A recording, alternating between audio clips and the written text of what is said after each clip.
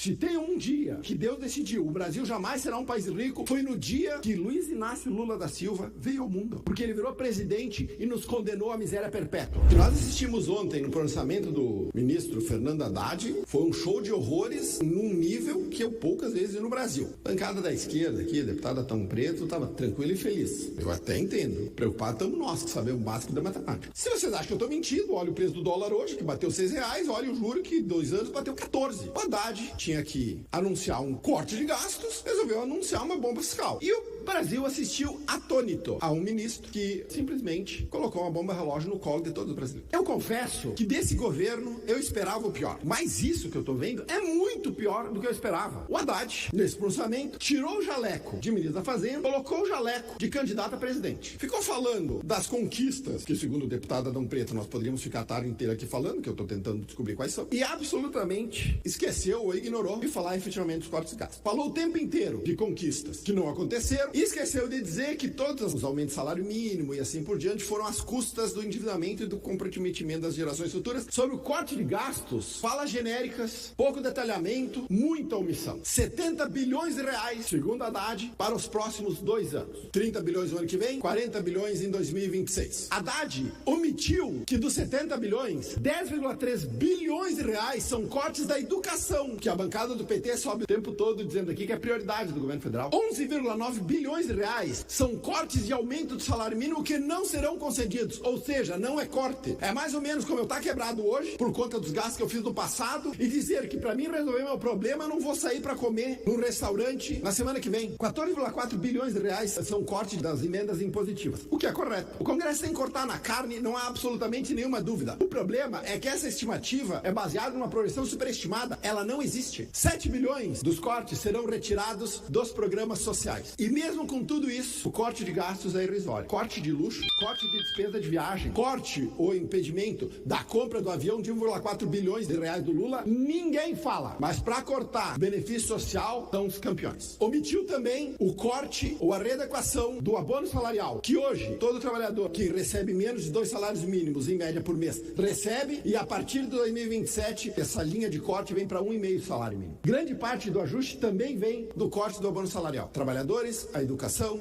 e os pobres pagarão a conta dos luxos e do desajuste fiscal desta bancada aqui, sobre a isenção de quem ganha até 5 salários mínimos. Um desvio e uma omissão. Omissão. O Haddad vai limitar a dedução e imposto de renda dos gastos com educação, saúde, odontologia, fisioterapia. É isso. Grande parte da isenção do imposto de renda para quem ganha acima de 5 mil reais será feita às custas da classe média. De novo, para conseguir colocar uma cortina de fumaça nessa palhaçada, o Haddad anuncia que os famosos super ricos, ou seja, aqueles que ganham acima de 50 mil reais, passarão a pagar uma alíquota mínima de imposto de renda de 10%. 50 mil reais por mês, 600 mil reais por ano ou 100 mil dólares. No Brasil, é super rico. Nos Estados Unidos, um gerente de farmácia ganha 100 mil dólares por ano. Um podólogo ganha 100 mil dólares por ano. Um assistente de equipe médica ganha 100 mil dólares por ano. No Brasil, super ricos. O Haddad não faz a mínima ideia do tamanho da bronca. Ele não sabe quanto vai custar a isenção até 5 mil reais e tampouco não sabe calcular quanto os famosos super ricos vão pagar a tal da isenção de imposto de renda. Uma coisa já todo mundo sabe. Ninguém que conheça matemática básica acredita no rombo fiscal que o Haddad anunciou ontem será coberta pelo pagamento de super ricos. Isso aí é pra enganar trouxa. Essa fala do Haddad é pra atiçar a militância que não sabe matemática básica. A verdade é que ontem o Brasil se aproximou um pouquinho mais do precipício, um pouquinho mais perto de nós chegarmos a um ponto sem volta na curva de endividamento público. E a deputada Luciana Genro, logo eu saí daqui, disse que a minha fala é típica de quem protege os ricos. A política econômica deles produz miséria e pobreza em escala industrial. O meu sonho é de que a classe média tenha o padrão de vida dos super ricos hoje. De que um podólogo ou uma podóloga ganhe 600 mil reais por ano. Mas com essa política econômica aqui, a pobreza brasileira, ela é inevitável. E esse é o maior problema do Brasil. A América Latina tem 30 países. 15 deles são mais ricos que o Brasil. Tem um padrão de vida melhor. O mundo tem 188 países. 85